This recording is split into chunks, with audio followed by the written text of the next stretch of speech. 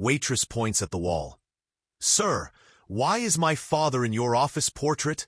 The billionaire turns pale. She was just supposed to deliver the food and leave. But when Dahlia Moss looked up at the portrait hanging in the billionaire's office, the silver tray slipped from her fingers, because staring back at her, frozen in oil and time, was the father she thought had abandoned her 8 years ago. Hi there. Thank you for stopping by to listen to this wonderful story today. While you relax and ready to enjoy the story, please hit that subscribe button, thumbs up, and make sure you share this story to your loved ones. And please do not forget to tell me where you are watching from in the comments below.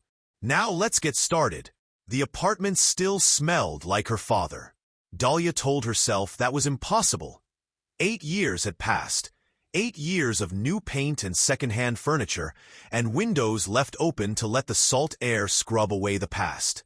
But some mornings, when the light came in slanted and gold, she swore she could smell sawdust and coffee, the combination that used to mean he was home. She didn't let herself linger on it. The photo frame sat face down on the bookshelf, same as it had for the last 3 years. Before that, she'd kept it upright. Her father, Dahlia Moss, grinning wide with her younger self perched on his shoulders, her tiny hands gripping his forehead. She'd stopped looking at it the day she turned 21. The day she decided that waiting for ghosts was a luxury she couldn't afford. Dahlia pulled her hair into a bun, checked her reflection in the bathroom mirror. Dark circles under her eyes. She'd worked a double yesterday, and would work another today. The silver crescent didn't pay much, but it was steady, and steady was all she had. Her phone buzzed. Ren, you awake? Rico's asking if you can cover the tower run tonight. Dahlia frowned. The tower run meant Callaway Tower, one of those rare private deliveries the restaurant did for their most elite clients. It paid well, but it also meant dealing with people who looked through you like you were part of the furniture. Dahlia, how much? Ren, $100 tip. Maybe more if he's feeling generous. Apparently the guy's loaded, but never leaves his office. Dahlia closed her eyes. $100 meant she could finally fix the heating in her car. Maybe buy groceries that weren't pasta and canned soup. Dahlia, fine. I'll do it. She pocketed her phone, grabbed her jacket, and headed out into the gray morning of Ashford Bay. 40 stories above the harbor. Thorne Callaway stood in his office and wondered when he'd last felt anything at all. The city sprawled beneath him, glittering and indifferent. He'd built half of it.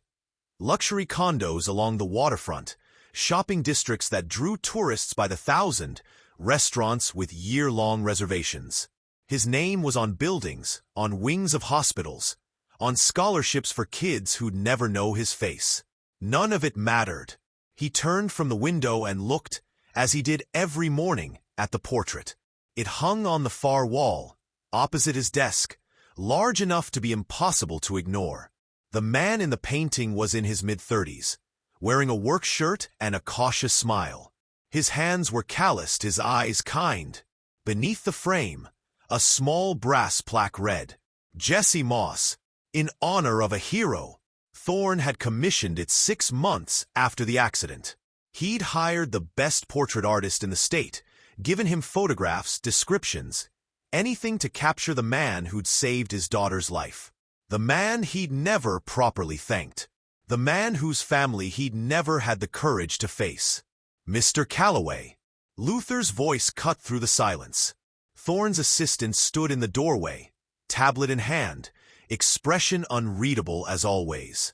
Luther had been with him for 15 years, and had perfected the art of pretending not to notice when his boss was unraveling. The quarterly reports are ready for your review, Luther said. And you have a dinner meeting with the Zhao group at 7. Cancel it. Sir, this is the 3rd time. Cancel it, Luther. A pause. Luther's jaw tightened, but he nodded. Of course. Will you be eating in the office again tonight? Thorne didn't answer. He'd eaten every meal in this office for the past 2 months. Sometimes he forgot to eat at all. I'll have something sent up from the Silver Crescent, Luther said quietly. The usual. Fine. Luther hesitated at the door. Mr. Calloway, have you considered?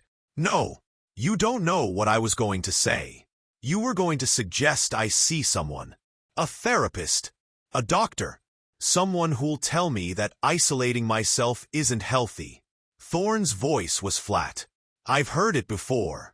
Luther's expression softened, just slightly. Ivy wouldn't want this for you. The name landed like a fist to the chest. Thorne turned back to the window. Ivy's dead, Luther. What she'd once stopped mattering a long time ago. Luther left without another word. Alone again, Thorne let his gaze drift back to the portrait. Jessie Moss stared out at him, eternally kind, eternally silent. I'm sorry, Thorne thought. Not for the first time. I'm sorry I never told them. I'm sorry I was too much of a coward. But sorry didn't bring anyone back. By 6:30 that evening, Dahlia was exhausted. The Silver Crescent had been slammed all day. Some tech conference had flooded Ashford Bay with out-of-towners who didn't tip and treated the staff like robots. Her feet ached. Her smile felt painted on. Tower runs up, Rico called from the kitchen, sliding a covered tray onto the counter. Calloway Tower, 40th floor. Luther's already cleared you with security. Wren appeared at Dahlia's elbow, grinning. You're gonna love this guy. Total recluse. Doesn't even look at you. In and out in 5 minutes. Sounds perfect, Dahlia muttered. She took the tray, checked her reflection in the steel of the kitchen door, and headed out. The drive across the city felt longer than usual. Ashford Bay at dusk was all contrasts. The glittering waterfront where people like Thorne Calloway lived, and the shadowed blocks behind it where people like Dahlia survived. She'd grown up in those shadows. Her father had worked in the light, building the structures that would never belong to them. Calloway Tower loomed ahead, sleek and cold. Dahlia parked in the underground garage, took the service elevator up. The hallway on the 40th floor was silent, carpeted in something too expensive to name. She found the office, knocked once. Come in, a low voice said. She pushed the door open. The office was enormous, floor-to-ceiling windows, minimalist furniture, the kind of wealth that didn't need to announce itself. A man stood by the window, his back to her. Tall, broad-shouldered, graying at the temples. Just set it on the desk, he said without turning. Dahlia moved forward, setting the tray down carefully. Professional. Invisible. She was about to leave when her eyes caught on the wall. The portrait. Time stopped. Her breath caught in her throat. No, that wasn't possible. But she knew that face. She knew those eyes, that half-smile, the way his work shirt was rolled up at the sleeves. The silver tray slipped from her hands and clattered to the floor. The man at the window turned sharply. Dahlia's voice came out strangled, barely more than a whisper. Sir, why is my father in your office? Thorne Calloway's face went bone white. Have you ever discovered something that completely shattered everything you thought you knew about your past? Drop a comment below. I want to hear your story. The silence in the room wasn't empty. It was thick, suffocating, alive with the weight of something neither of them could name yet. Dahlia's heart hammered so violently she could hear it in her ears. A drumbeat that drowned out everything except the impossible truth hanging on the wall in front of her. Her father, Jessie Moss, staring at her from inside an ornate gilded frame like he'd been waiting for her all along. Thorne Calloway stood frozen by the window, his hands still outstretched from his aborted turn, his face drained of all color. He looked like a man who just watched his own ghost walk through the door. His voice cracked. He tried again. I don't. But Dahlia wasn't listening. She moved toward the portrait as if pulled by invisible strings, her feet carrying her across the pristine carpet without her permission. Up close, she could see every detail the artist had captured. the small scar above her father's left eyebrow from when he'd bumped his head on a low beam when she was 6, the crooked front tooth he'd chipped playing basketball in high school, the kindness in his eyes that she'd spent 8 years trying to forget. Her hand lifted, trembling, fingers hovering an inch from the canvas. "That's him," she whispered. "That's my dad." She turned, and for the first time, really looked at Thorne Calloway. He was older than she'd expected. Late 40s, maybe early 50s, with silver threading through dark hair and lines carved deep around his eyes. Expensive suit, expensive watch, expensive everything. The kind of man who lived in a different universe than she did. But right now, he looked terrified. "Who are you?" His voice was hoarse, barely audible. "Dahlia." She heard herself say it like she was outside her own body. Dahlia Moss. The name hit him like a physical blow. He actually staggered back a step, his hand reaching out to grip the edge of his desk for support. "No," he breathed. "No, that's not, you can't be. Why is my father in your office?" Her voice was stronger now, edged with something sharp and desperate. "Why is there a portrait of Jesse Moss hanging on your wall with a plaque that calls him a hero?" Thorne's mouth opened. "Close." He looked like a man drowning. "Answer me." The words ripped out of her, louder than she'd intended. 8 years of questions, 8 years of silence, 8 years of believing she hadn't been enough to make him stay. All of it came pouring out in those 2 words. He. Thorne's hand moved to his chest, pressing against his sternum like he was trying to hold something inside. "He worked for me." "Worked for you." Dahlia repeated the words slowly, tasting them for lies. "My father was a contractor. He did residential work, small jobs. He didn't. People like you didn't." She gestured around the office, at the wealth that oozed from every surface. "What was he doing working for you?" "The Riverside Project." Thorne's voice was barely more than a whisper. 8 years ago, we were building luxury condos on the north waterfront. He was part of the construction crew. 8 years ago, the timeline clicked into place with horrible precision. "He disappeared 8 years ago," Dahlia said slowly. "February 14th. Valentine's Day. He said he was going to work and he never." She couldn't finish the sentence. She'd never been able to finish that sentence. Thorne's eyes closed. A muscle in his jaw twitched. When he opened them again, there was something broken in his gaze that hadn't been there before. "There was an accident," he said. The floor tilted beneath Dahlia's feet. "What?" "At the construction site. A gas leak. An explosion." Each word seemed to cost him something. "Your father, Jesse, he..." "No." Dahlia shook her head violently. "No, that's not. They told us he left. They said, the police said there was no record of an accident, no body. They said he just... I covered it up." The confession hung in the air between them like smoke. Dahlia stared at him. "You what?" "There were code violations. Inspections that had been rushed. If the truth had come out, it would have buried the company, cost thousands of jobs destroyed." He stopped, seeming to hear himself. His voice dropped to almost nothing. "That's not an excuse. There is no excuse. I made a choice, and you, his family, you paid the price." Dahlia's knees buckled. She grabbed the back of a leather chair to keep from falling. "You let us think he abandoned us." Her voice shook. "You let me spend 8 years thinking my father chose to disappear. That I wasn't. That we weren't. I'm sorry." The words were raw, inadequate. "God, I'm so sorry." "Sorry?" A laugh bubbled up from her chest, sharp and bitter. "You're sorry? I know it's not enough.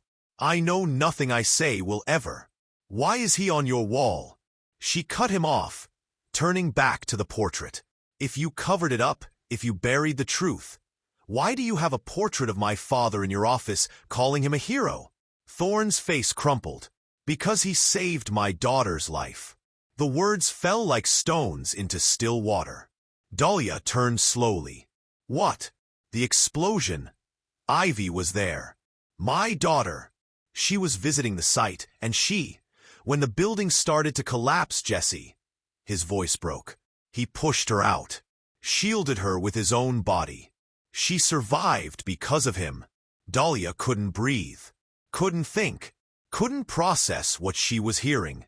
He didn't abandon you, Dahlia. Thorne's eyes were wet now, shining in the low light of the office. He died a hero, and I've been too much of a coward to tell you. The room spun. Somewhere far away, Dahlia heard a sound like an animal in pain. It took her several seconds to realize it was coming from her. Dahlia's legs gave out. She didn't fall. Her body simply folded, like a marionette with cut strings, and she found herself sitting on the floor of Thorne Calloway's office, her back against his leather chair, her breath coming in short, sharp gasps that didn't seem to bring any oxygen. Her father died a hero. He didn't leave. He didn't choose something else over her. He died. The word rattled around in her skull. Too big to fit, too sharp to hold. For 8 years, she'd carried the weight of abandonment like a stone in her chest. The belief that she hadn't been enough, that their little life hadn't been enough, that she hadn't been worth staying for. And it was a lie. All of it. Dahlia. Thorne's voice came from somewhere above her, careful, uncertain. Dahlia, let me get you some water. She heard him move across the room. The sound of a cabinet opening, glass clinking, water running. Her mind was a hurricane. There was an accident. I covered it up. He saved my daughter's life. When Thorne crouched down in front of her, offering a glass of water with a hand that shook almost as badly as hers, she looked up at him and saw not a billionaire, not a titan of industry, but a man who looked like he'd been carrying his own stone for just as long. She didn't take the water. You let us think he was alive. Her voice came out flat, cold. You let me spend years wondering if he'd call. If he'd show up one day with an explanation. If maybe he just needed space and would come back when he was ready. Thorne's face crumbled. I know. My mom drank herself to death waiting for him. Dahlia's eyes burned, but no tears came. She was beyond tears. 3 years after he disappeared. Liver failure. She never stopped believing he'd come home. Jesus. Thorne set the water down, his hand covering his mouth. I was 20 years old, and I buried her in a cemetery plot next to an empty grave with my father's name on it because we never had a body. She watched him flinch with each word. Good. Let him flinch. So when you say you're sorry, Mr. Calloway, I need you to understand that sorry doesn't. I know it doesn't. His voice cracked. I know. There's nothing I can say that will ever make this right. Nothing. Then why? She pushed herself up from the floor, standing on legs that still trembled. Why tell me now? Why not just let me deliver the food and leave? I would never have known. You could have kept your secret. Thorne stood as well, but kept his distance, as if afraid she might shatter if he came too close. Because you're Jesse's daughter. Because the moment you said his name, I can't. You can't what? Ease your conscience. The anger was coming now, hot and sharp, and she welcomed it because anger was better than the gaping void underneath. Is that what this is? You've been sitting up here in your tower for 8 years staring at his picture, feeling guilty, and now here I am to give you absolution. No. The word was immediate, forceful. No, that's not. Then what? She moved toward him, and he actually took a step back. What do you want from me? Nothing. His voice dropped to barely a whisper. I don't want anything from you. You deserve to know the truth. 8 years late. Yes, after my mother died thinking he abandoned us. Yes, after I built an entire life around the belief that I wasn't worth loving. Thorne's eyes closed. Yes. Dahlia laughed, and it was an ugly sound. Well, thank you so much for your honesty, Mr. Calloway. I'm sure it was very difficult for you. She turned to leave. There's money. She froze, her hand on the door handle. What? I set up a trust fund. In your name. After the accident. His words came faster now, tumbling over each other. It's been accumulating interest for 8 years. It's not. It doesn't fix anything, I know that. But I needed to do something, and I didn't know how to find you without. Dahlia turned slowly, and the look on her face made him stop mid-sentence. You set up a trust fund. Her voice was dangerously quiet. To take care of you. To make sure you were. You tried to pay me off. No, that's not. You buried my father, covered up his death. Let us believe he'd abandoned us. And then you set up a trust fund like that would somehow make it okay? The rage was white-hot now, incandescent. Like you could just throw money at the problem and wash your hands of it. Dahlia, please. How much? She stalked toward him. How much is my father's life worth, Mr. Calloway? How much did you decide was fair compensation for stealing 8 years of truth from me? It's not like that. How much? $2 million. He shouted it, and then immediately seemed to regret it, his voice dropping back to anguished. $2 million, and it's not enough. It will never be enough. There isn't a number in the world that could. Dahlia's hand connected with his face before she even realized she'd moved. The slap echoed in the cavernous office. They both stood frozen, Thorne with his hand pressed to his reddening cheek, Dahlia with her palms stinging and her chest heaving. I don't want your money, she said, and her voice was eerily calm now. All the rage burned out to ash. I don't want your apologies. I don't want anything from you. She walked to the door, pulled it open. Dahlia, wait. She paused in the doorway without turning around. My father's name was Jesse Moss. He told terrible jokes, and he sang off-key in the shower, and he made me pancakes every Sunday shaped like Mickey Mouse. Her voice wavered.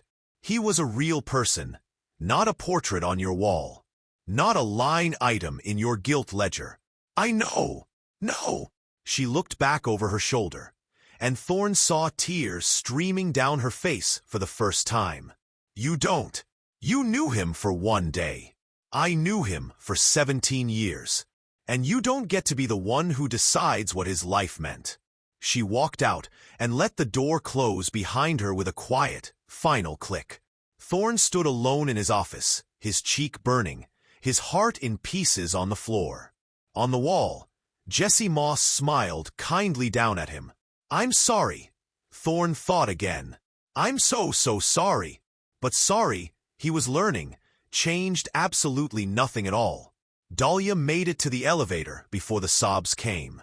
She punched the button with a shaking fist, once, twice, 3 times, as if the urgency of her need could summon the car faster. The hallway was silent except for her ragged breathing and the soft hum of expensive air conditioning that probably cost more per month than her rent. The elevator dinged. She stumbled inside, pressed herself into the corner, and let herself break. 8 years. 8 years of wondering, of second-guessing, of replaying every conversation and every moment to figure out what she'd done wrong.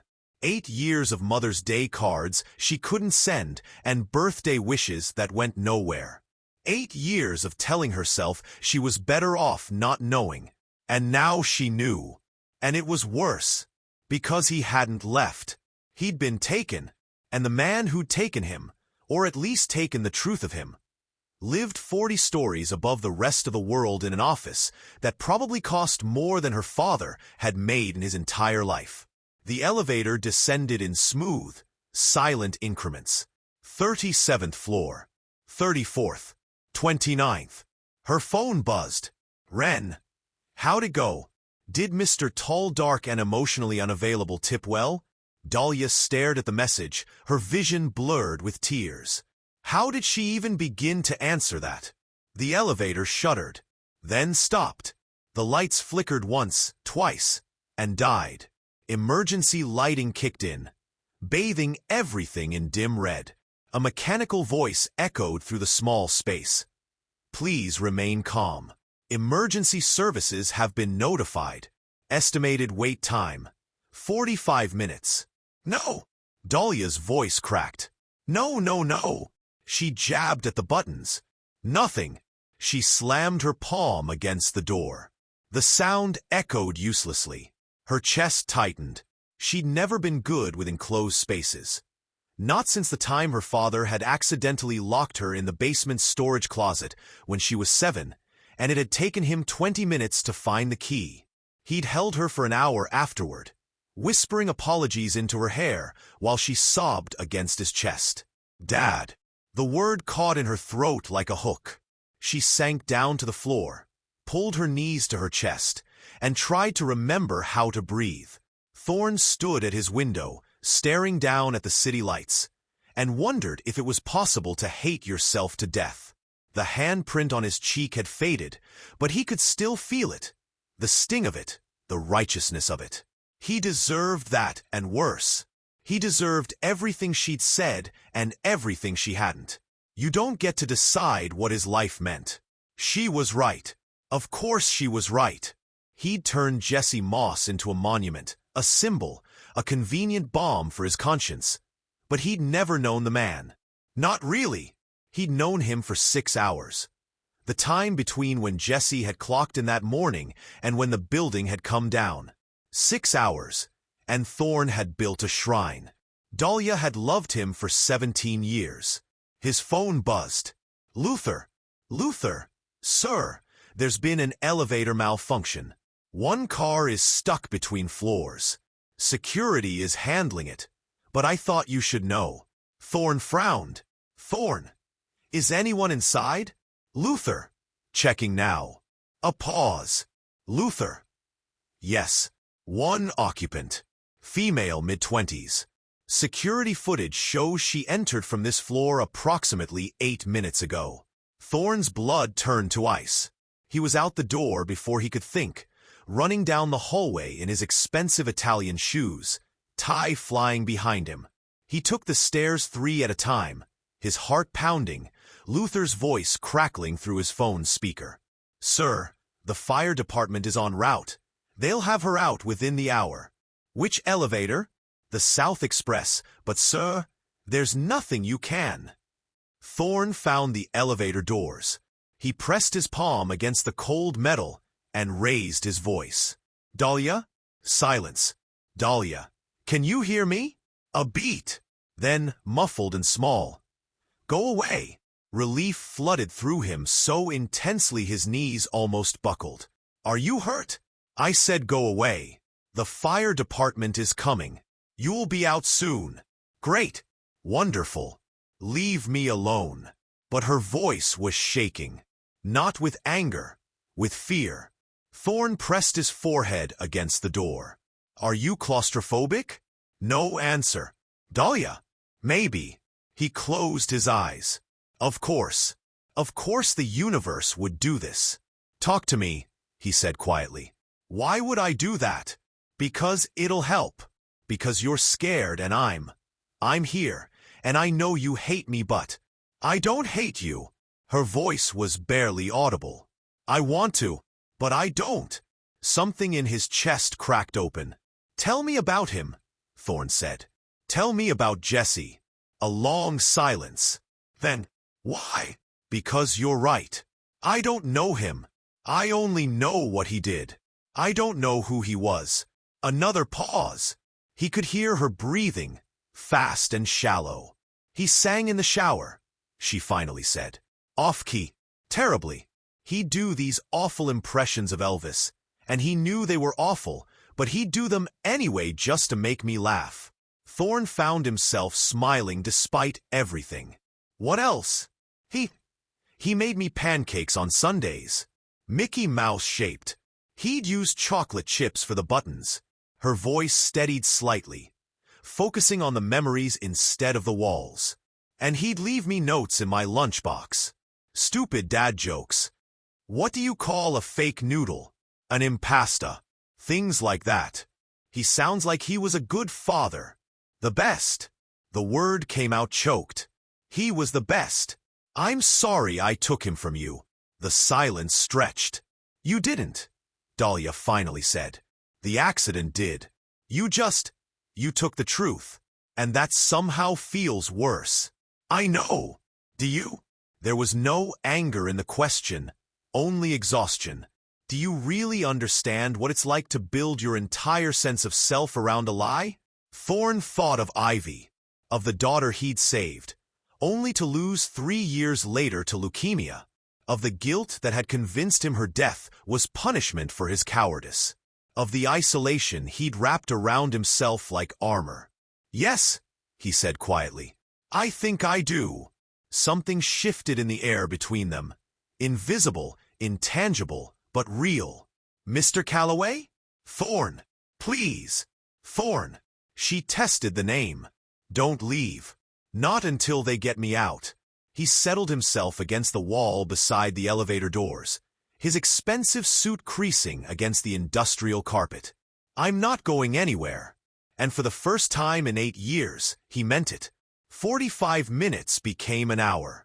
The fire department had called to say there were complications. Something about the backup generator and safety protocols. They were working as fast as they could, but it would be at least another 30 minutes before they could safely extract the elevator car.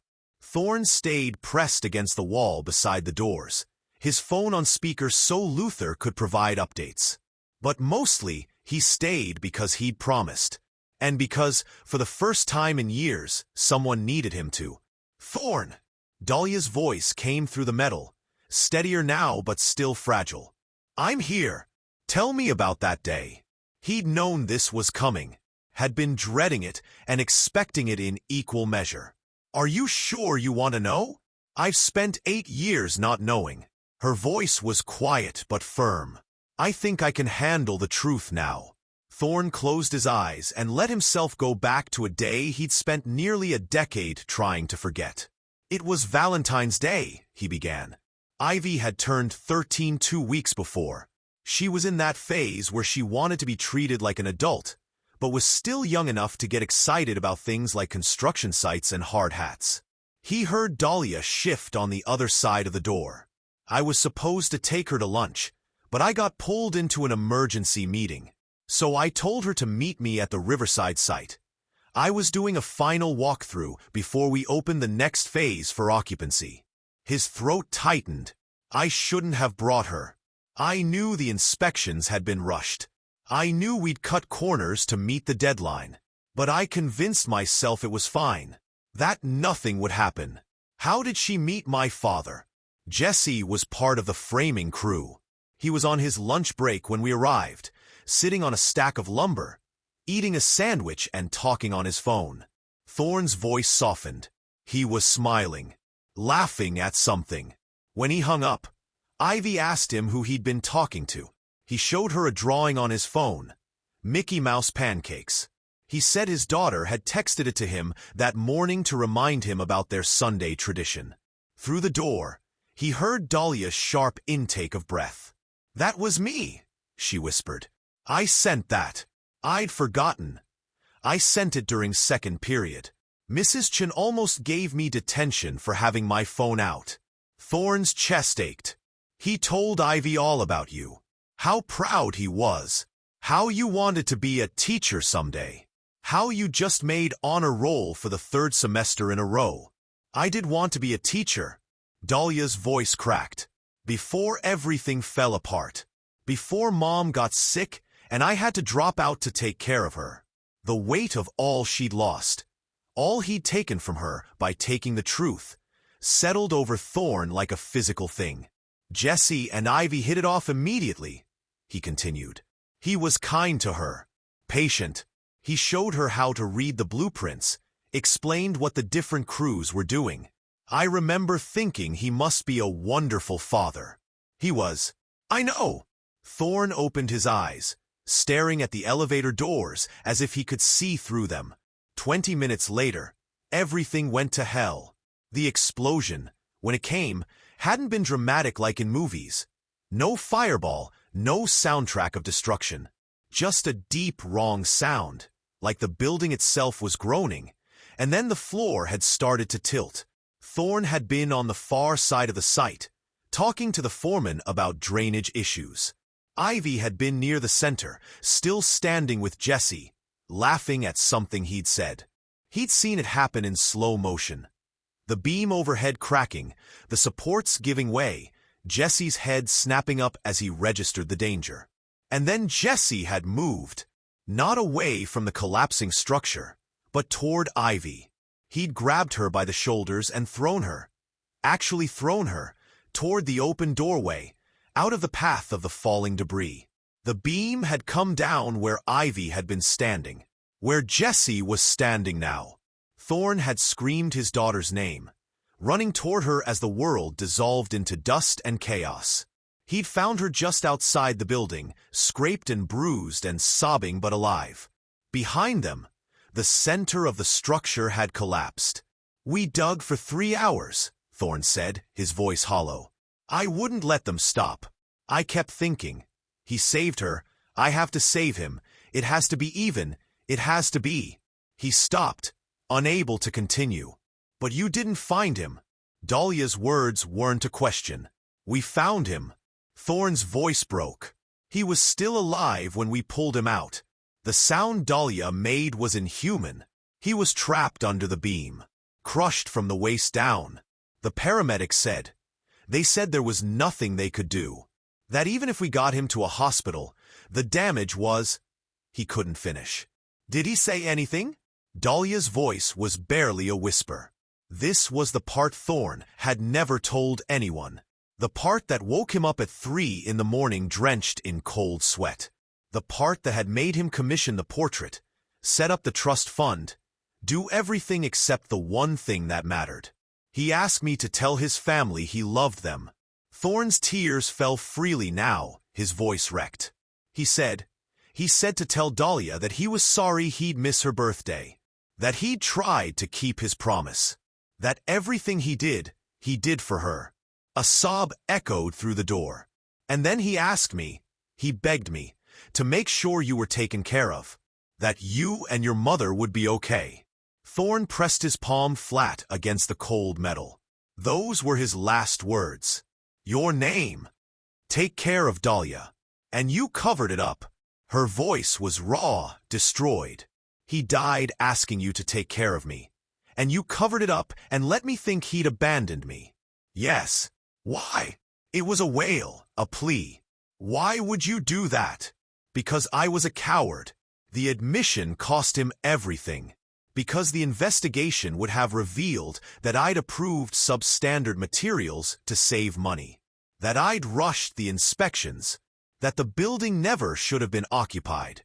Jesse died because of my negligence, and instead of facing that, I buried it.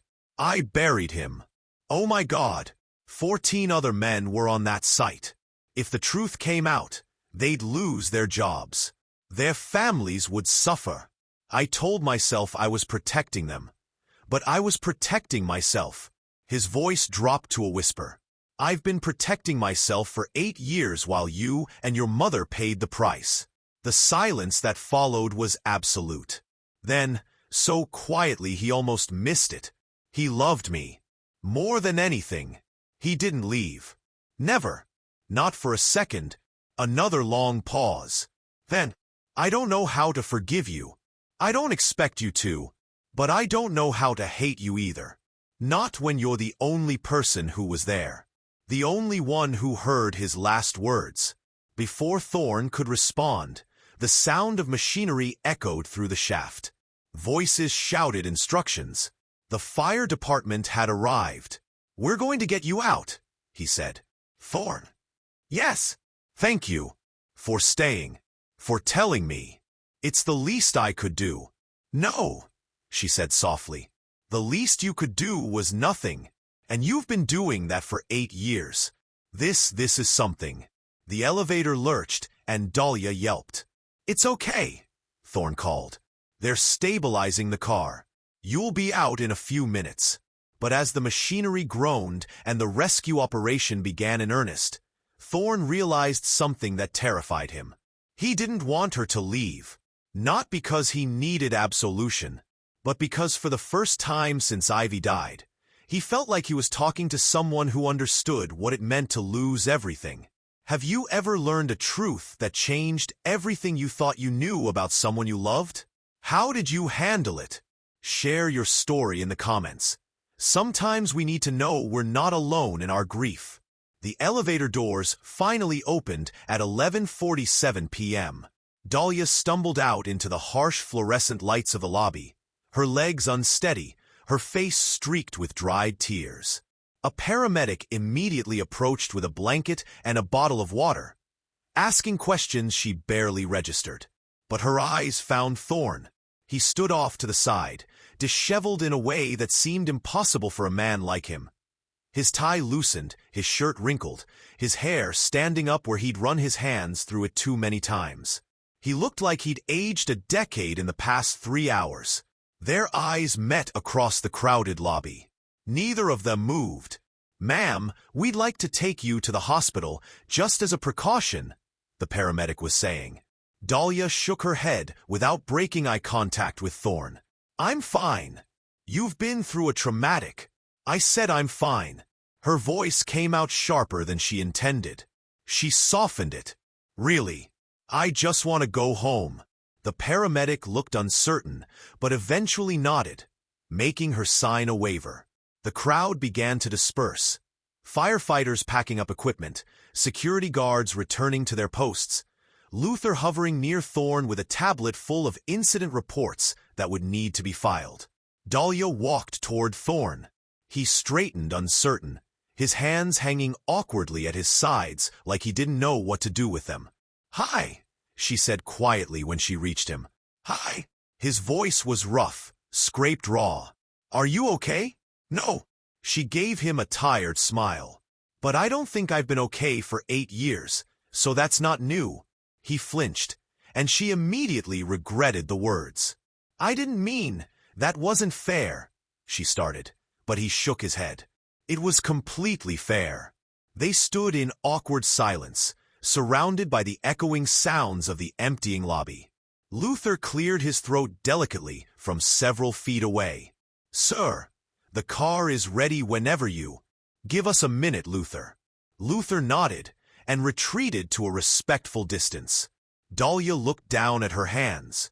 They were still shaking slightly. "I should go. It's late, and you've done enough. Can I drive you home?" She looked up, startled. "What? You shouldn't drive after what you've been through." "Let me," he stopped himself, hearing the presumption in his own words. "I'd like to make sure you get home safely. If you'll allow it."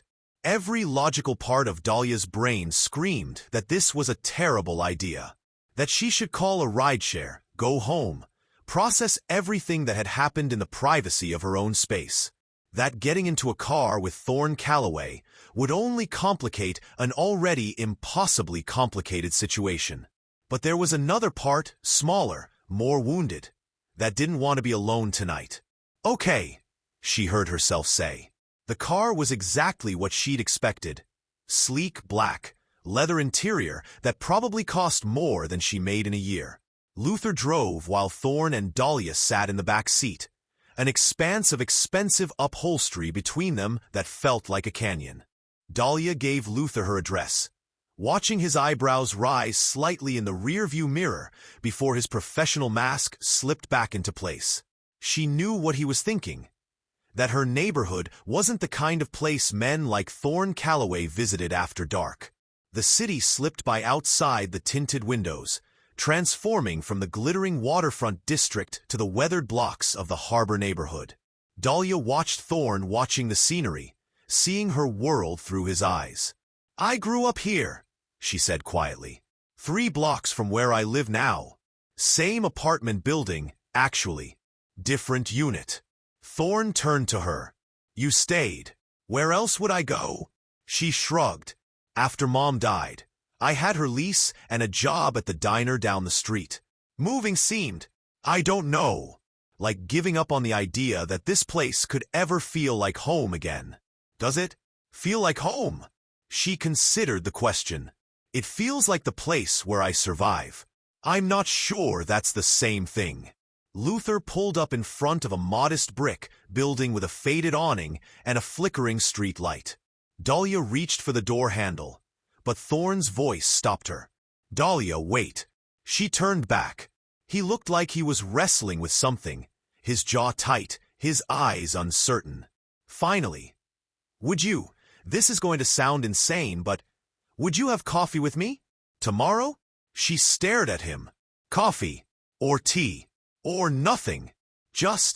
He ran a hand through his hair, a gesture so unguarded it made him look almost boyish. "I've spent 8 years with a portrait of your father on my wall, thinking that was enough. That hanging his picture and setting up a trust fund somehow meant I'd honored him. But tonight, talking to you, hearing about the Mickey Mouse pancakes and the terrible Elvis impressions, I realized I don't know him at all. And I'd like to." "Why?" The question wasn't accusatory, just genuinely curious. "Because he saved the most important person in my world, and I owe him more than a portrait." Thorne's voice dropped. "And because you're the only person who can tell me who he really was." Dahlia's throat tightened. She should say no, should walk away from this man and everything he represented. The guilt, the grief, the impossible tangle of truth and lies. But when she looked at him, she didn't see a billionaire in a tower. She saw someone who understood what it meant to lose everything. "The Rust and Roast," she said. "Corner of 5th and Harbor. 10 a.m. A smile flickered across his face, genuine and surprised. "I'll be there." She climbed out of the car, then paused and leaned back in. "Thorne." "Yes?" "Don't send Luther or some assistant. Come yourself. And don't wear a $1,000 suit. You'll scare everyone." His smile widened. "Understood." She closed the door and watched the car pull away, its taillights disappearing into the night. Inside her apartment, Dahlia walked directly to the bookshelf and picked up the face-down photo frame. She turned it over, looking at her father's face, really looking at it, for the first time in 3 years. "I met someone who knew you," she whispered to the image. "Just for 6 hours, but he knew you. And Dad, I think he needs to hear about you almost as much as I needed to know you didn't leave." She set the frame upright on the shelf. Then she pulled out her phone and texted Ren. "Dahlia, you're not going to believe what happened tonight." "Ren?" OMG, did tall, dark, and damaged finally crack a smile? "Dahlia." "Something like that." Ren details. "Now."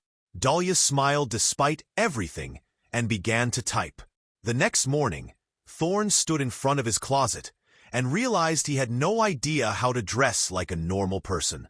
Everything he owned was either tailored business attire or workout clothes he never actually wore because he paid a trainer to come to his private gym. There was nothing that said, "Casual coffee with the daughter of the man whose death you covered up." "Luther," he called. His assistant appeared in the doorway of the master suite. "Sir, I need to go shopping." Luther's eyebrows rose. "Shopping? For normal clothes? Jeans? A t-shirt? Something that doesn't cost?" He gestured vaguely at his wardrobe. "Whatever these cost. May I ask what prompted this sudden interest in casual fashion?" "I have a coffee date." Luther actually looked surprised. "Sir, you haven't had a coffee date in 6 years." "I know." Thorne pulled out a pair of slacks that were probably the least formal thing he owned. "Which is why I have no idea what I'm doing and need your help." Luther studied him for a long moment, and Thorne saw something shift in his assistant's expression. Something that looked almost like hope. "I'll call a car," Luther said quietly. "There's a department store that opens at 8. We can find something appropriate." "Thank you." As Luther turned to leave, he paused. "Sir, I'm glad you're doing this." Thorne met his eyes. "So am I. I think. The girl, Dahlia. She seems remarkable." "She is." Thorne's voice was soft. "She's Jesse's daughter. How could she be anything else?" At 9:47 a.m., Thorn stood outside the Rust and Roast, wearing jeans that felt foreign on his legs and a simple gray Henley that the sales associate had promised was approachably casual. He'd left his watch at home, left his phone in the car with Luther, who was parked discreetly 2 blocks away. For the first time in years, he was just a man about to have coffee. He was terrified. The door opened, and Dahlia stepped out, clearly having arrived early to check if he'd actually show up. She wore jeans and a soft green sweater, her hair down around her shoulders, and when she saw him, her expression cycled through surprise, amusement, and something that might have been approval. "You actually came," she said. "You thought I wouldn't? I thought there was a 50-50 chance you'd send Luther with an apology and a check. He deserved that. I'm here. No Luther. No check." She studied him, and he resisted the urge to fidget under her gaze. "Nice jeans," she finally said, her lips quirking up. "I bought them this morning." The sales associate said they were approachably casual. Dahlia laughed, a real laugh, bright and unexpected, and the sound of it did something to Thorn's chest. "Come on," she said, holding the door open. "Let me introduce you to the best terrible coffee in Ashford Bay." He followed her inside, and for the first time in 8 years, Thorn Calloway felt like maybe, just maybe, he could learn to be human again. 3 weeks passed in a strange, fragile rhythm. Coffee at the Rust and Roast became a regular thing. First once, then twice a week, then nearly every morning that Dahlia wasn't working an early shift. They'd sit in the corner booth by the window, and she'd tell him stories about Jesse while Thorn listened like a man starving for absolution. She told him about the time her father had tried to build her a treehouse and accidentally made it lopsided. So it became the Leaning Tower of Moss, and they pretended they were pirates on a ship in a storm. About how he'd taught her to ride a bike by running alongside her for 3 miles until she'd finally looked back and realized he'd let go 2 blocks earlier. About the winter he'd worked double shifts for 6 months to buy her a used keyboard because she'd mentioned once, just once, that she thought it would be nice to learn piano. "He never got to hear me play," Dahlia said one morning, stirring her coffee absently. "I taught myself from YouTube videos after he died. Well, after I thought he'd left." Thorn had learned not to flinch every time she said it, though the guilt still landed like a fist to the sternum. "Do you still play?" he asked. "Sometimes, when the apartment above me is empty and I won't bother anyone." She smiled sadly. "I'm not very good. I'd like to hear you sometime." The words came out before he thought them through, and they both went still, because that implied a future, a continuation, something beyond these careful coffee shop conversations where they pretended they were just 2 people getting to know each other instead of 2 people bound by tragedy and secrets. Dahlia looked away first. Maybe, but it wasn't a no. On the 17th day, Thorn made a mistake. They were walking along the harbor after coffee, bundled against the early autumn wind that came off the water. Dahlia had just finished a story about her father teaching her to skip stones. How he'd insisted there was a specific wrist motion that made all the difference, and how she'd never quite mastered it. "He sounds like he was patient," Thorn said. "He was, especially with me." She picked up a smooth stone from the rocky beach and turned it over in her palm. "Mom used to joke that I had him wrapped around my little finger. She wasn't wrong. He'd be proud of you, of the woman you've become." Dahlia stopped walking. "You can't know that." "I can." Thorn stopped too, turning to face her. "You survived losing both your parents. You worked 2 jobs to keep yourself afloat. You didn't let grief turn you bitter or cruel. That takes strength most people don't have. I'm not strong. I'm just..." She shook her head. "I'm just still here." "That's not the same thing." "It's exactly the same thing." Something in his voice made her look up, and what she saw in his eyes made her breath catch. It was too much, too intense, too raw, too real. "Thorn, I set up a meeting," he said abruptly, "with my lawyers. To transfer the trust fund to you officially. I should have done it years ago, but I want to do it now. I want to give you what your father asked me to give you. Dahlia went very still. What are you talking about? The trust fund. $2 million, plus 8 years of accumulated interest. It's yours. It was always supposed to be yours. I told you I don't want your money. It's not my money. It's compensation for what? Her voice went sharp. For my father's death? For lying to me for 8 years? You think you can just write a check, and we're even? No, that's not what I meant. Then what did you mean? She took a step back from him, and the distance felt enormous. Because from where I'm standing, it sounds like you're trying to close out an account. Make everything neat and tidy so you can go back to your tower and stop feeling guilty. Dahlia, no. These past few weeks, the coffee, the walks, the stories about my dad. Was that all just research? Making sure you got your money's worth before you paid me off. That's not fair. Thorne's voice rose despite himself. I'm trying to do the right thing. I'm trying to give you what he wanted you to have. He wanted me to have a father. The words exploded out of her, echoing across the empty beach. He wanted me to have a mother who didn't drink herself to death from grief. He wanted me to have a life that wasn't built on lies and loss. Can your money give me that? No. Thorne's voice broke. No, it can't. But it's all I have to give. That's the problem. Dahlia's eyes filled with tears. You think money is all you have.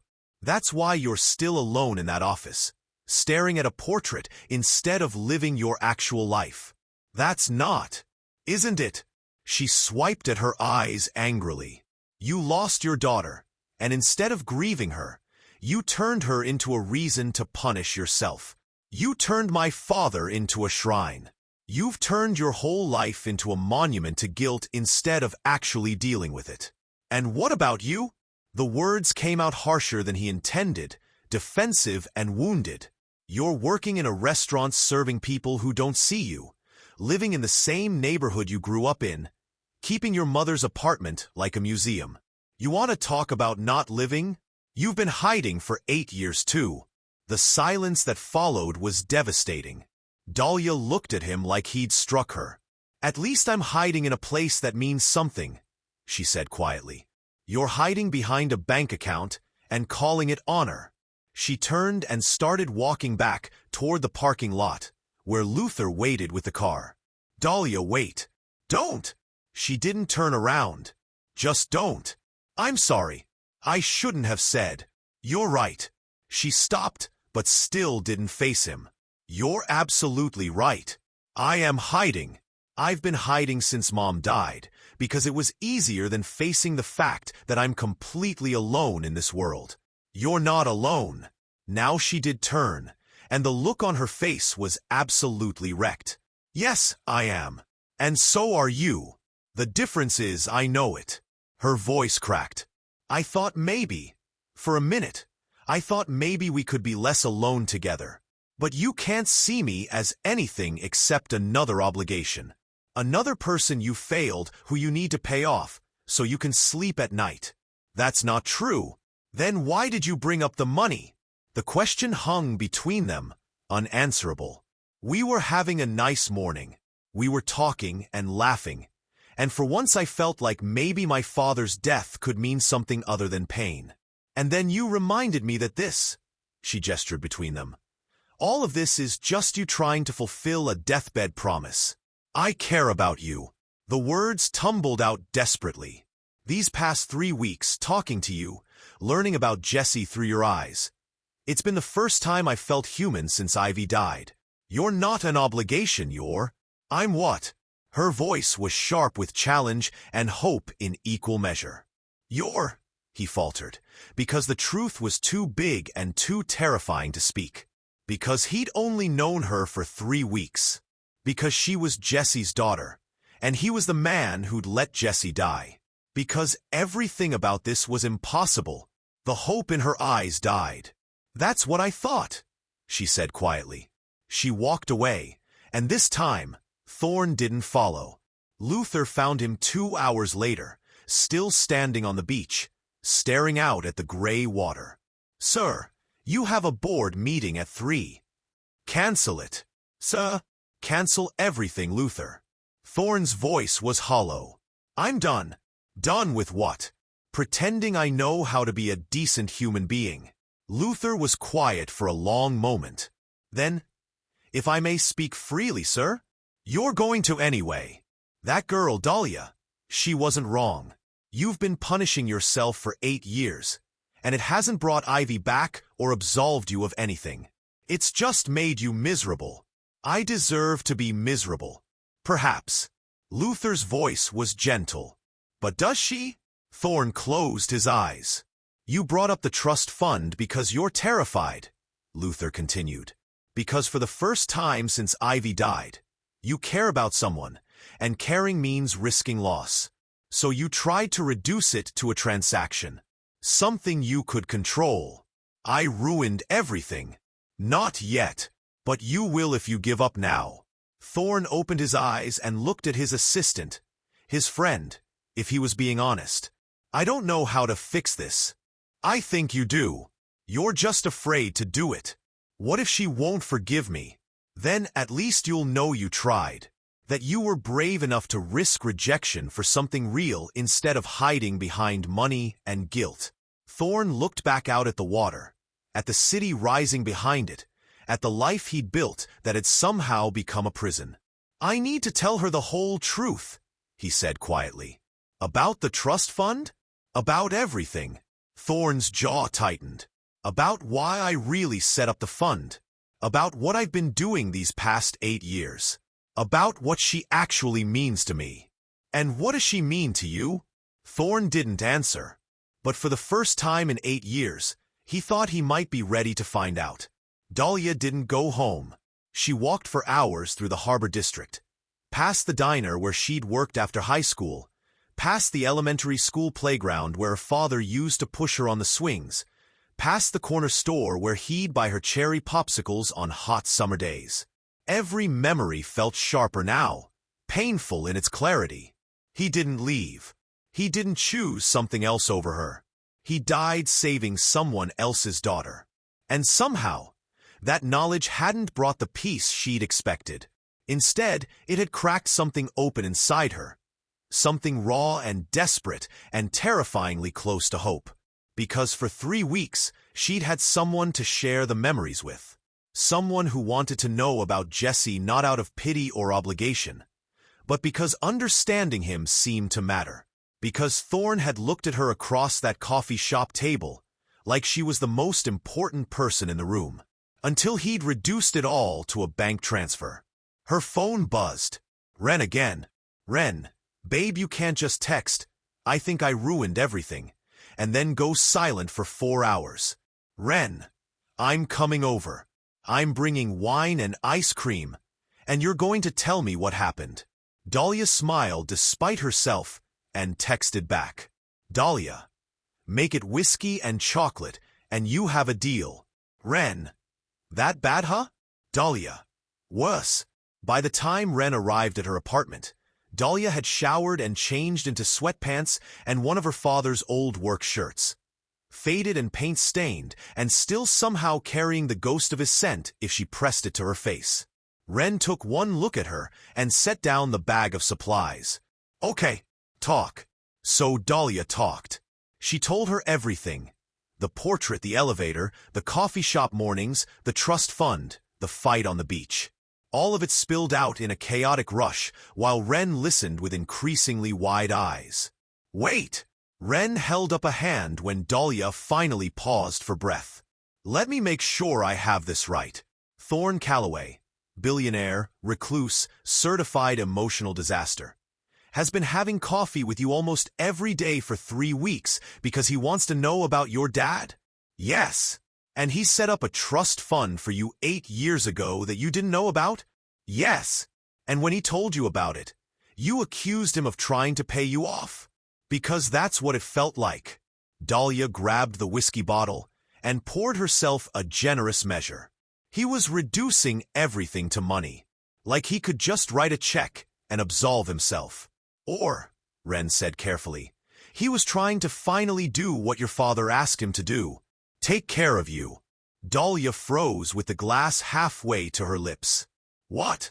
You said your dad's last words were asking Thorn to take care of you, right? Ren settled onto the couch, pulling her legs under her. So maybe the trust fund isn't about guilt. Maybe it's about keeping a promise to a dying man. But the timing sucked. Absolutely. Ren reached over and took Dahlia's hand. But honey, you have to see what I'm seeing. This man has been alone in that tower for years. And then you show up and suddenly he's buying normal people clothes and drinking bad coffee and actually trying to be human again. That's not obligation. That's... She stopped, and Dahlia's heart clenched. That's what? I think he's falling for you. And I think that terrifies him so much he sabotaged it. That's ridiculous. He barely knows me. He knows you well enough to memorize your coffee order. To show up every morning even though I'm guessing his assistant has a coronary every time he disappears from the office. To look at you like... Ren paused, her expression softening. Dahlia, I saw you two through the window last week when I was walking to work. The way he looked at you when you were laughing at something? That's not a man fulfilling an obligation. Dahlia set down the glass, her hands shaking. Even if that's true, and I'm not saying it is, what am I supposed to do? He hurt me. He let me think terrible things about myself for 8 years because he was too much of a coward to tell the truth. I know, and that's unforgivable. Ren squeezed her hand. But you also said he told you everything. Confessed it all. Spent an hour talking you through a panic attack from the other side of an elevator door. That's not nothing. It's not enough. Maybe not. Ren's voice was gentle. But is walking away going to make you feel better? Or is it just going to leave you both alone with your grief? Dahlia closed her eyes, and behind her lids she saw Thorn's face on the beach. The devastation when she'd accused him of hiding behind money. The desperate way he'd said, I care about you, like the words were being torn from him. I don't know how to do this, she whispered. Do what? Let someone in. Risk it. What if I let myself care about him, and he leaves? What if everyone I love just disappears? Oh, sweetie. Ren pulled her into a hug. That's not loving. That's just being human. We don't get guarantees. We just get choices. What if I choose wrong? What if you choose right? Thorn sat in his office, staring at the portrait of Dahlia Moss, and tried to find the words. He'd been sitting here for 6 hours, watching the sun set over Ashford Bay, and still, the paper in front of him was mostly blank. Luther had left an hour ago with strict instructions not to be disturbed unless the building was literally on fire. Dear Dahlia, he'd written, then crossed it out. Too formal. Dahlia, he'd tried next, but that felt cold. He set down the pen and pressed his palms against his eyes. What did you say to someone when you'd stolen 8 years of truth from them? When you'd tried to replace connection with currency? When you'd looked at them and seen salvation, but been too terrified to reach for it? His phone sat on the desk, dark and silent. He'd typed and deleted 17 different messages throughout the afternoon. Everything sounded hollow, inadequate. Finally, he picked up the pen again. Dahlia, I don't expect you to read this. I don't expect you to forgive me. But I need to tell you the truth. The whole truth, not the edited version I've been living with for 8 years. I didn't set up the trust fund because your father asked me to. I mean, he did ask me to. But that's not why I did it. I set it up because 3 days after the accident, I went to your apartment. I was going to tell your mother everything. About Jesse, about how he died, about my role in it. I stood outside your building for 20 minutes, trying to find the courage to knock on the door. And then I saw you through the window. You were sitting at the kitchen table doing homework. Your mother was in the other room, and I could hear her crying. and you looked up toward that sound with such pain on your face. But you didn't go to her. You just sat there, holding yourself together, because someone had to. You were 17 years old, and you were already carrying the weight of your family's grief. I couldn't do it. I couldn't walk in there and add to that weight. So I told myself the money would be enough. That providing for you financially was the same as being honest. It wasn't. These past 3 weeks have been the best weeks I've had in 8 years. Not because they eased my guilt. They didn't. But because knowing you, hearing about your father through your eyes, seeing the woman you've become despite everything, it made me remember what it feels like to be human. You were right. I have been hiding. I've been using guilt as a shield against having to actually live, against having to risk caring about someone and losing them again. But I'm tired of hiding. I'm tired of looking at your father's portrait and seeing only my failure instead of his courage. I'm tired of being alone in this tower, telling myself it's what I deserve. Most of all, I'm tired of being too much of a coward to tell you that you've become the most important person in my life. And losing you feels like losing everything all over again.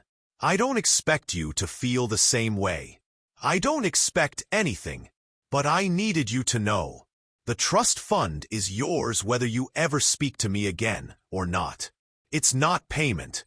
It's not absolution. It's just what your father wanted for you.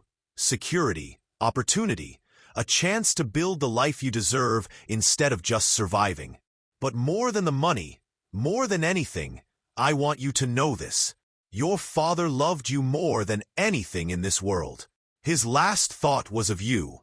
And knowing you, even for just these few weeks, I understand why. You're extraordinary, Dahlia Moss, not because of what you've survived, but because of who you've chosen to be despite it. And if you'll let me, I'd like to spend whatever time you're willing to give me proving that I can be worthy of that choice. Yours, Thorn. He folded the letter, sealed it in an envelope, and called Luther. I need you to deliver something. Now. Sir, it's almost midnight. Now, please. A pause. Then quietly. Address? Thorn gave him Dahlia's address and ended the call. Then he sat back in his chair, looked at Jesse's portrait, and whispered, I hope I got it right this time. The portrait, as always, didn't answer. But for the first time in 8 years, Thorn thought maybe, just maybe, Jesse Moss would have approved. The knock on Dahlia's door came at 12:47 a.m. Wren had fallen asleep on the couch, the empty ice cream container still clutched in her hand. Dahlia had been staring at the ceiling, replaying the beach conversation for the 1,000th time, when the sound made her jump. She opened the door to find Luther standing in the hallway, looking uncomfortable in his perfectly pressed suit. Miss Moss, I apologize for the late hour. Is Thorn okay? The question came automatically, revealing more than she'd intended. Something softened in Luther's expression. He will be. I hope. He extended an envelope. He asked me to deliver this. Dahlia took it with trembling hands. Her name was written on the front in handwriting she'd never seen before, strong, slightly uneven, achingly human. Thank you, she managed. Luther nodded and turned to leave, then paused. For what it's worth, Miss Moss, I've worked for Thorn Calloway for 15 years. I've never seen him like this. Whatever happened between you two? He's trying. Perhaps not gracefully, but genuinely. He left before she could respond.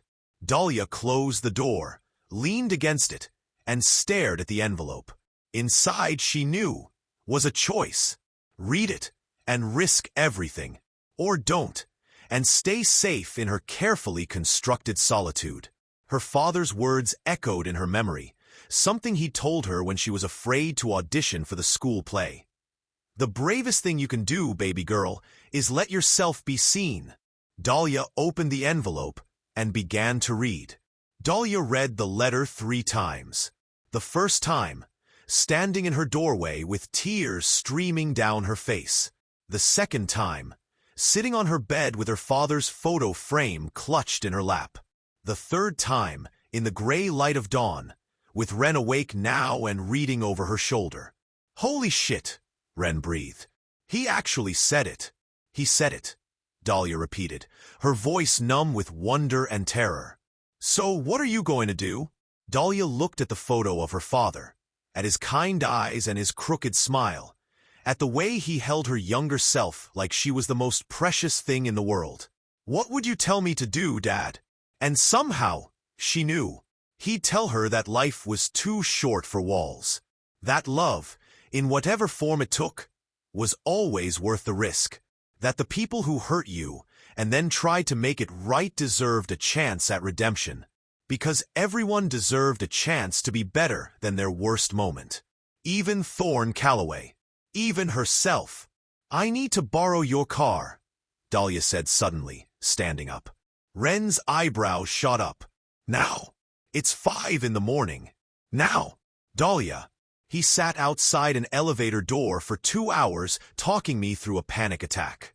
He showed up every morning for 3 weeks to hear stories about a man he barely knew because those stories mattered to me. Her voice strengthened with certainty. "The least I can do is show up when it matters." Ren grinned and tossed her keys. "Go get him, honey." Calloway Tower was different in the pre-dawn darkness. Less imposing, somehow. More human. The security guard at the desk looked up in surprise when Dahlia walked in, still wearing sweatpants and her father's work shirt, her hair uncombed and her eyes red-rimmed from crying. "Miss, the building doesn't open until—" "I need to see Thorne Calloway." "Mr. Calloway isn't here. He doesn't usually arrive until—" "He's here." Dahlia's voice was quiet but certain. "He's always here." The guard hesitated, then picked up his phone. A brief, murmured conversation. He looked up, surprise evident on his face. 40th floor. "He says to send you up." The elevator ride felt both endless and too short. Dahlia clutched the letter in her hand, the paper creased and worn from being folded and unfolded so many times. Her heart hammered against her ribs. She'd rehearsed a dozen different speeches on the drive over, but now, rising through the building toward him, every word evaporated. The doors opened. Thorne stood in the hallway outside his office, and Dahlia's breath caught. He looked wrecked. Still wearing yesterday's clothes, now even more rumpled. Hair standing in every direction. Dark circles under eyes that widened when they saw her, filling with something that looked like desperate hope. "Dahlia." Her name on his lips cracked something open inside her chest. "You came to my apartment," she said. He blinked, thrown. "What?" 8 years ago. "You came to my apartment to tell us the truth." She took a step toward him, and he went very still. "You saw me through the window doing homework. You heard my mother crying. You read the letter. 3 times. Another step. You said you saw me holding myself together because someone had to. Dahlia, you were wrong." Her voice shook but didn't break. "I wasn't holding myself together. I was falling apart. I fell apart every single day for 3 years until my mother died. And then I fell apart for 5 more years after that. I just learned to do it quietly." Pain flashed across his face. "I'm sorry. I know you are." Another step. She was close enough now to see the exhaustion etched into every line of his face, the vulnerability in his eyes that his money and his tower couldn't hide. "But I didn't come here for another apology." "Then why did you come?" "Because you were brave enough to tell me the truth. All of it. Even the parts that made you look like a coward." She held up the letter. "And now I need to be brave enough to tell you mine." Thorne's throat worked as he swallowed. "What truth?" "That I'm terrified." The words tumbled out, raw and honest. "I'm terrified of caring about you because everyone I've ever loved has disappeared. My father died. My mother drank herself to death. I'm 25 years old, and I've been alone for so long that I don't know how to be anything else." "Dahlia!" But these past 3 weeks, sitting in that coffee shop, listening to you talk about my father like he mattered, watching you try so hard to be someone worthy of his sacrifice." Her voice cracked. "For the first time in 8 years, I didn't feel alone, and that terrified me more than anything." Thorne's eyes were bright with unshed tears. "I thought I'd ruined everything." "You almost did." She managed a watery smile. "Bringing up the trust fund was monumentally stupid. I know. You reduced everything to a transaction because you were afraid. I know. And you hurt me. I know." His voice broke. "God, Dahlia, I know. And I will spend however long you let me making up for it." "Good." She closed the remaining distance between them, and Thorne's breath hitched. "Because I'm not looking for perfection, Thorne. I'm just looking for honest. For real. For someone willing to sit in the mess with me instead of trying to fix it with money or distance or walls. I can do that." His hand lifted, hesitant, and she caught it in hers. His fingers were warm, slightly trembling. "I want to do that. Even though I'm going to be difficult about it? Even though I'm going to have bad days where I resent you for having my father's last words when I didn't. Especially then. Even though I'm broke and stubborn and I live in a 4th-floor walk-up with unreliable heating?" A smile flickered across his face. Real and unguarded and devastating. "Especially then." Dahlia reached up and cupped his face with her free hand, feeling him lean into the touch like a man starving for connection. "My father asked you to take care of me," she said softly. "But I don't need someone to take care of me, Thorne. I need someone willing to let me take care of them too. Someone willing to be broken with me instead of just for me. I can do that." His voice was barely a whisper. "I want to do that." "Then prove it." She smiled through her tears. "No more towers. No more hiding. No more reducing everything to transactions because emotions are scary." "No more towers," he agreed. "Though I should warn you, I'm going to be terrible at this. I've been hiding for 8 years. I don't know how to be open. Good thing I'm patient. Like your father. Like my father." For a moment they just stood there, hands clasped, breathing each other's air. Then Thorne spoke, his voice rough with emotion. "I don't know how to do this. How to be what you need. Neither do I." Dahlia's thumb traced his cheekbone. "But maybe we can figure it out together." "Together," he repeated, like he was testing the word. "I like the sound of that." "Me too." He pulled her into his arms then, and Dahlia let herself be held, really held, for the first time in 8 years. She pressed her face against his chest and felt his heart hammering against her cheek, as rapid and uncertain as her own. "Thank you," he murmured into her hair. "For what?" "For being brave enough to come here. For giving me a chance I don't deserve. We all deserve a second chance, Thorne." She pulled back enough to look up at him. "Even you." 6 months later, on a Sunday morning that smelled like coffee and possibility, Dahlia stood in front of her keyboard in her small apartment and played for the first time with someone listening. Thorne sat on her worn couch, the one she'd refused to let him replace, and watched her fingers move across the keys. She wasn't good, not by any objective measure. She hit wrong notes and lost her place twice. But she played anyway, because being seen, truly seen, didn't require perfection. It just required courage. When she finished, Thorne's eyes were wet. That was beautiful. That was objectively terrible. But she was smiling. My dad would have loved it anyway. He would have loved you anyway. Thorne stood and crossed to her, pulling her into his arms. I know I do. The words settled between them, simple and true. I love you too, Dahlia said, and meant it with every scarred, healing part of her heart.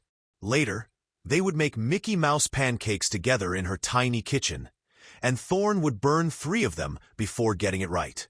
They would argue about whether to watch a documentary or a comedy, and Dahlia would win because she always did. They would talk about Jessie and about Ivy, and about building a life that honored the dead without being haunted by them. But for now, they just stood in the morning light. Two people who'd learned that love wasn't about filling the empty spaces. It was about being brave enough to sit in them together. On the bookshelf, the photo of Dahlia Moss smiled down at them. The father who'd given his life to save a stranger's daughter, never knowing that years later, that act would lead his own daughter to the love she'd stopped believing was possible.